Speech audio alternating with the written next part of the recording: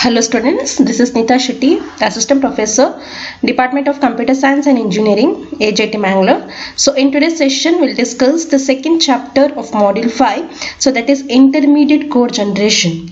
So in Module 3, we started with the first phase lexical analyzer. In Module 4, we studied about the syntax analyzer, that is parser. And in Module 5, first chapter, we studied about the third phase, that is the semantic analyzer. We know how to add the semantic action for the given production. So we studied about the semantic analyzer. So here in this session we are studying the fourth phase, that is intermediate code generation. So here we are going to study about the intermediate code generation. So what is intermediate code? So intermediate code is the interface between front end and back end in a compiler. So intermediate code is what? It is an interface. Okay, so it's a middle layer, or it is an interface between front end and back end in a compiler. So ideally the details of source language are confined to the front end and details of the target machine to the back end. Okay, so the input, the source language, is given to the front end of the compiler, whereas about the target language, about the details of the target machines to the back end of the compiler. So here in this second chapter, we studied the intermediate representation, that is static type checking and intermediate code generation. Just look at the figure here. So first comes parser. Okay, before the parser is a lexical analyzer which comes in the front end. Okay, so this is a static checker which checks the error. That is a semantic analyzer which will identify the error. Okay, so after that it will give it the output of this semantic analyzer is given to the intermediate code generator. So instead of semantic analyzer, I have given the name static checker because the semantic analyzer is one which will check the error. Okay, so the output of this is given as an input for the intermediate code generator, which will generate the code. So you can see here this static checker, parser, lexical analyzer comes under the front end. Okay, and the code generator is a back end. So intermediate is something which lie between the front end and the back end. So we are calling this intermediate code as an interface. Okay, between the front end and the back end of the compiler.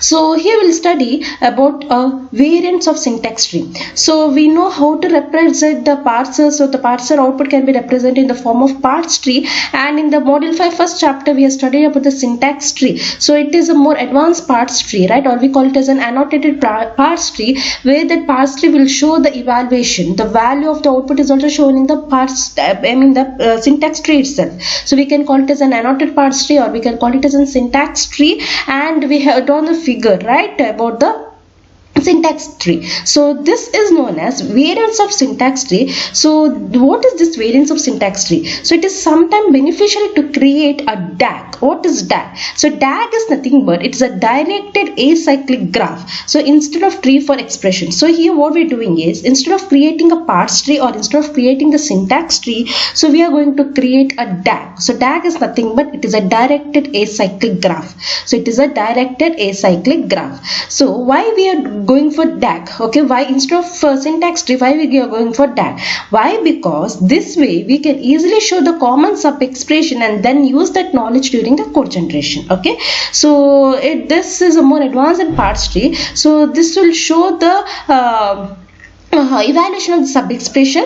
Okay, so this will be very useful to generate the code generation. So in the next figure I'll be showing how to draw the DAG. What is DAG? It is a directed acyclic graph. Okay, we'll see how to draw DAG for a plus a star, b minus a plus b minus c star d. Okay, so let me show the figure. So here this figure shows the DAG for the expression a plus a star, b minus c plus b minus star c. So you can see here a plus a star. So I have written only one a. Okay, even though in the expression there is two a, I have written a here. So it is a plus a. The symbol indicates a plus a, and here b minus, actually it is b minus c plus b minus c. So instead of writing two times b minus c, I have written b minus c plus. Okay, so this shows that it is a plus a star, b minus c plus b minus c star d.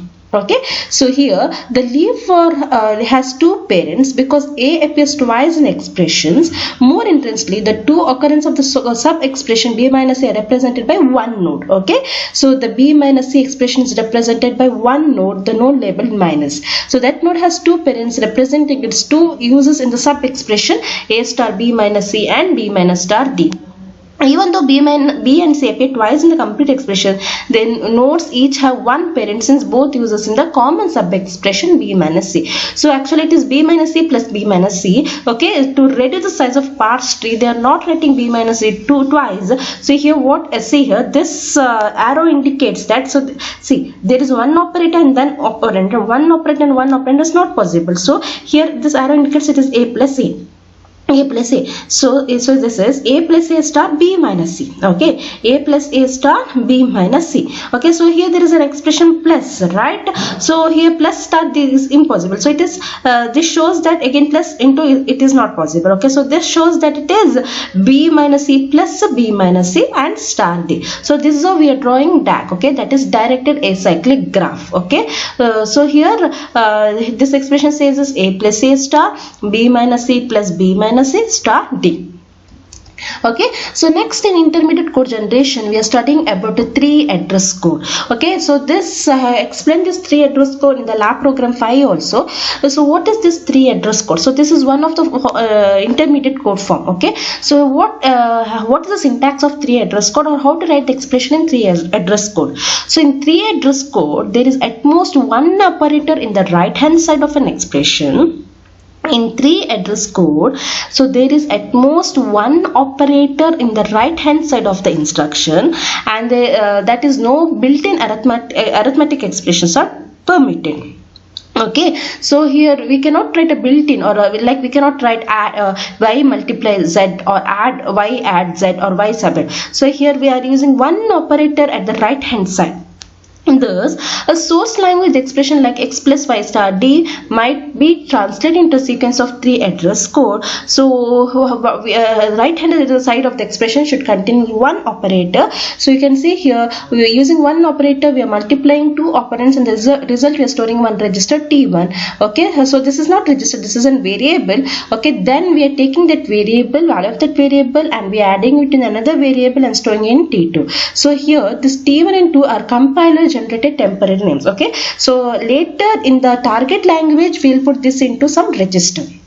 Okay, so here T1 and T2 are, it is a compiler generated temporary name. So this unraveling of the multi-operator arithmetic expression and nested flow of control statements makes 3 address code desirable for the code generation and optimizations. Okay, the use of names for the intermediate value computed by the program allows 3 address code to be rearranged easily. So here remember students, in 3 address code we cannot write a built-in names for the operator in the right hand side. In the right hand side we can use only one operator with the maximum one operator, okay, with the 2 operands. So this is a format of 3 address code. So what are the different data structures of 3 address code? So the data structures of 3 address code are quadruples, triples, and indirect triples. So these are the 3 different forms of 3 address code, or I can say these are the 3 different data structures of 3 address code. So 3 address code can be represented in a quadruple, the 3 address code can be represented in a triple, or 3 address code can be represented in indirected triples. So now what is this quadruple? So quad means it is 4, right? In the quadruple it has 4 fields. In the quadruples it has 4 fields. Those 4 fields are operator, argument 1, argument 2, and result. So these are the 4 fields of the quadruple. So quadruple has 4 fields. They are operator, argument 1, argument 2, and result. And what is triple? So triple, the name itself indicates 3, right? So it has 3 fields. The triples has 3 fields. So temporals are not used, instead referenced to the instruction. So in triples, let us show some example. So here we are using the under the argument value, we are not using the temporary name. Instead we are using the reference of the that means the memory location of that temporary name. Okay, so here see this T1 T2 temporary name, right? So here in the quadruple under argument and argument 2 we can write its name T1 T2, but in triple, so we are instead of writing the temporary name of the variable, we are going for the reference. And indirect triple, it is same as triple, but here we are adding some additional things. So here in addition to triple we use list of pointer to triple. Okay, so this is almost same, but here in addition to the triple we are using the list of pointer to the triples. So these are the 3 data structures in 3 address code. They are quadruples, triples, and indirect triples.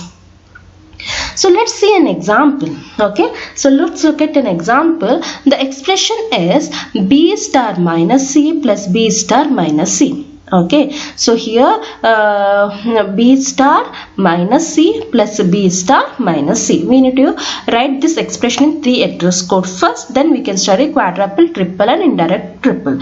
So b star minus c plus b star minus c, how to write it in 3 address code? So 3 address code you can see here. Recall what is 3 address code. In 3 address code, the right hand side of the expression contains maximum 1 operator with the 2 operand. That is a maximum. Okay, so minimum can be anything, but maximum is 1 operator and 2 operand. So what I'm doing here is, it is b star minus c, right? So I'm storing minus c in one temporary weight name, that is t1. Okay, so this is a temporary variable. So I'm storing in minus c, I'm storing in t1. Okay, next I'm multiplying this b with this minus c. Where is minus c? It is in t1, variable t1, right? So I'm multiplying this b with the t1 and I'm storing it in another temporary variable t2. Okay, so what does t1 contain? T1 contain minus c. And what does this t2 contain? b into t1. Okay, now what is t3? So t3 contains another minus c. So t3 contains what? It contains another minus c. Now t4 I'm multiplying b with the t3. So T4 I'm multiplying b with the T3, and T5 I'm adding. So we want what? B star minus c plus b star minus c, right? So T2 contains b star T1 and T2 contains b star T1, T4 contains b star T3, right? Now we need to add this T2 and T4. So in T5 you can see here T2 plus T4, and the final answer is stored in T5, and I'm storing it some output variable A. So this is a 3 address code for the expression b star minus c plus b star minus c. Okay, so this is a 3 address code for the given expression b star minus c plus b star minus c. Okay, so now here we can write the quadruple, triple and indirect triple for the 3 address code. So here you can see the quadruple. So in the theory here I told, in the quadruple it has 4 fields, right? Operator, argument 1, argument 2 and result. So in the quadruple you can see here 4 fields: operator, argument 1, argument 2 and result. Okay, so look at the first 3 address code, that is T1 is equal to minus c.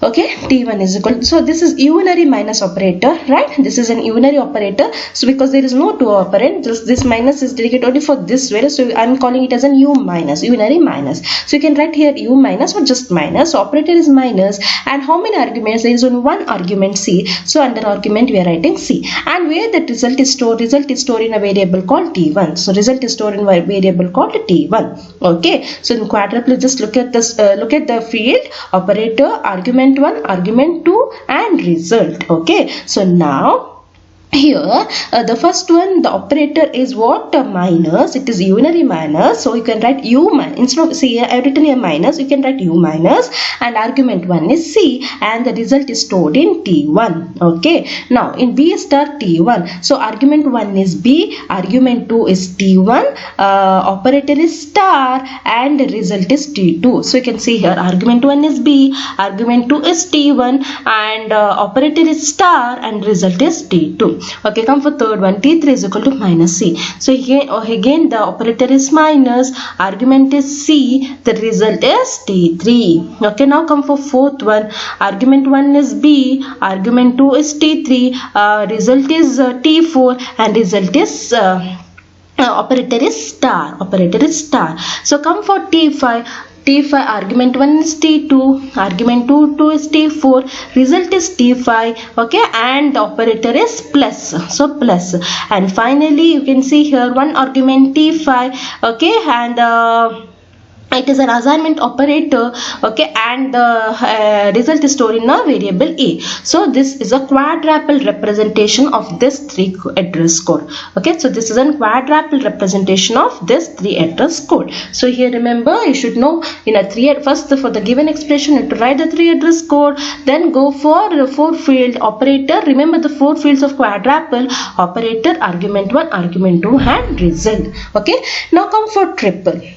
What is triple? So triple, instead of 4 fields, the quadruple contains 4 fields, right? So triple, instead of 4 fields, it contains 3 fields. So triple contains 3 fields. They are operator, argument 1 and argument 2. So triple contain 3 fields, operator, argument 1 and argument 2. Okay, so now see here the result, we are not writing the result, which is missing here, result. And one more thing you should be careful, I told in the here told here temporaries are not used, instead reference to instructions are made. That means temporary name T1 T2 we cannot use in the triple, instead you should instead we are reading the reference name. So remember that point. Okay, and one more thing here, we are eliminating the column result. Okay, so now you can see here operator, argument and argument 2. So look at the first one, T1 is equal to minus C. So what operator? Minus. Okay, unary minus or minus, argument 1 is C. Okay, and the indirect just name the reference. First is reference is 0, the one reference, second reference, third reference, fourth reference and fifth reference. Actually no need to write, this is just for your reference I have written here. Okay, actually no need to write this. Okay, so this is 0th row, first row, second row, third row, fourth row and fifth row. Look at the second one, it is star, right? So operator is star, argument is B, and here the T1. So here the temporary name is not written, instead I told we need to write the reference. So what is the memory reference for the T1? So T1 is in which reference? It is in 0th reference. So instead of writing T1 I am writing 0. So remember students, you cannot write T1 T2, instead we should write the reference name. So here I have written 0th field. 0th field means it is T1. So next it is minus C. Okay, next it is star, argument 1 is B, here T3. So we cannot write T3 here, so instead we write the field, which field it is in, second field, right? The reference is 2. Next it is plus, so T2 is in, okay, T2 is in which field? So T2 is in first field, right? First. Next T4 is in fourth, 0 1 2 3, third field. Okay, first and third field, right? So it is first and third, is equal to argument 1 is A. Okay, 5, where is T5? Fourth field, so it is fourth field. So here instead of writing T1 T2 T3 T4 T5 we are writing 0 1 2 3. So T1 reference is 0, T2 reference is 1, T3 reference is 2, T4 reference is 3 and T4 see T1 reference is 0, T2 reference is 1, T3 reference is 2, T4 reference is 3, T5 reference is 4. Remember that and write the triple. What is indirect triple? So indirect triple, look at the triple and indirect fields, almost say operator, argument same. So 0 to 1 2 3 4 5. Okay, so you can see here minus C star B 0, minus C star B 2, plus 1 3 0 A4. So it is almost same. Okay, indirect. So here what we're doing is, in addition to triple we use list of pointer to triple. So here we are using the list of pointers separately. We are using list of pointers 0 1 2 3 4, and for the pointer for 0 is 35, pointer for 1 is 36, pointer for 2 is 37, pointer for 3 is 38, pointer for 4 is 39 and pointer 5 is 40. So indirectly we are using this pointer, so the name is indirect triple. So rest everything is same as triple. So this is a 3 address code, students, very important concept, and this data structure is very important, this quadruple, triple and indirect triple. Okay, so here we studied in 3 address code. So we studied what is 3 address intermediate code generation. This is act as an interface between front and the back end, and we have studied about the DAC concept. You can look at the textbooks, they're given so many examples for the DAC, just go through that. Okay, so next we have seen 3 address code. It is very important concept, and the 4 fields of 3 address code, that is quadruples, triples and indirect triples. Thank you.